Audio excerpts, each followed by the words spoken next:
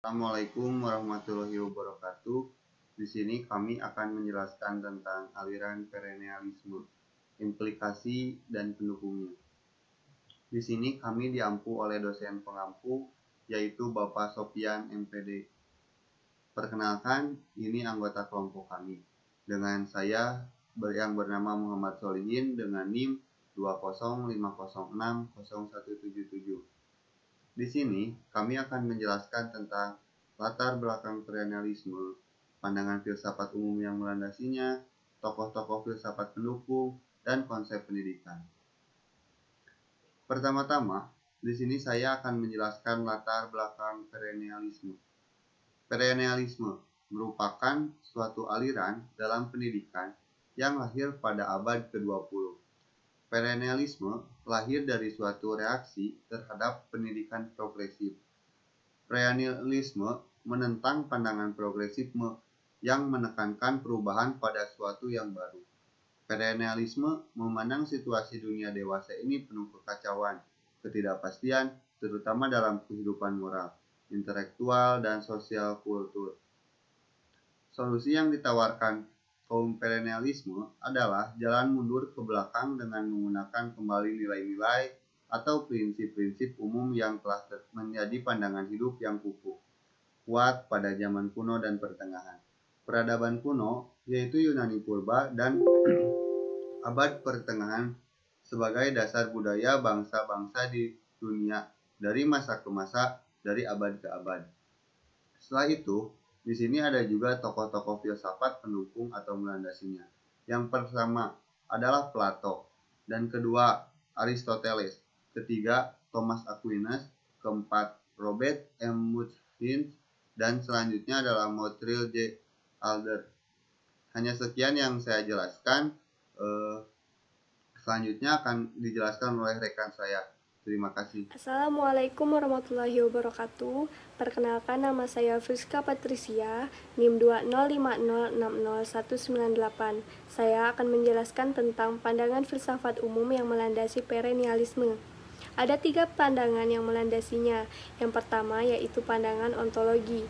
Perennialisme dalam bidang ontologi berasas pada teologi, yakni memandang bahwa realitas sebagai substansi cenderung bergerak atau berkembang dari potensialitas menuju aktualitas atau teologi. Paham perennialisme memandang bahwa tujuan akhir atau supremen dari substansi dunia adalah supernatural, bahkan ia Tuhan sendiri. Selanjutnya ada pandangan epistemologi. Perennialisme berpendapat bahwa segala sesuatu yang dapat diketahui dan merupakan kenyataan adalah apa yang terlindung pada kepercayaan.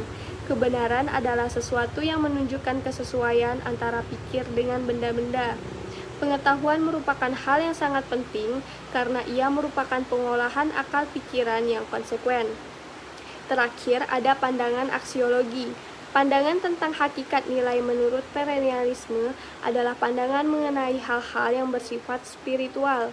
Yang absolut atau ideal Tuhan adalah sumber nilai dan oleh karena itu, nilai selalu bersifat teologis. Sekian dari saya, selanjutnya akan dilanjutkan oleh anggota kelompok kami yang lain.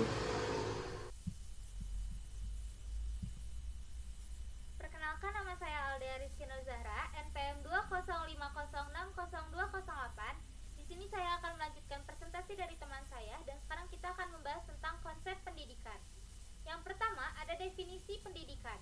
Pendidikan perennialisme memandang education as culturalization atau bisa diartikan sebagai pendidikan jalan kembali atau proses pengembalian keadaan manusia yang sekarang seperti dalam kebudayaan masa lampau yang dianggap sebagai kebudayaan yang ideal.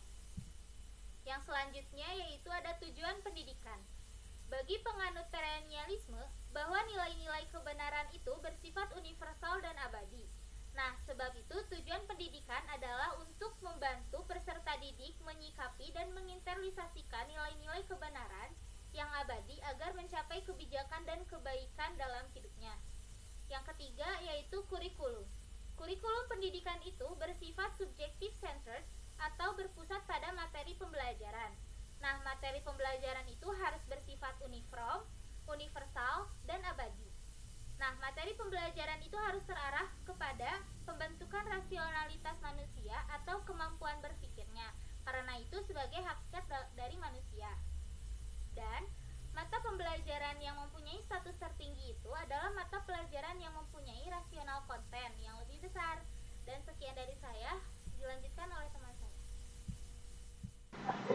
Perkenalkan, nama saya Melinda Heristiandar dengan NPM 2050188.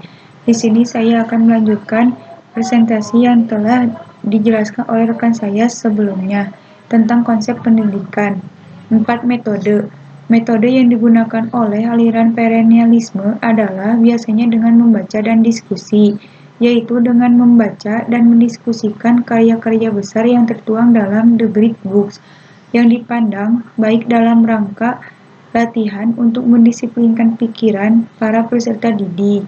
Dan para penganut perennialisme sependapat bahwa latihan dan pembinaan belajar berpikir atau mental disiplin adalah salah satu kewajiban tertinggi dari belajar.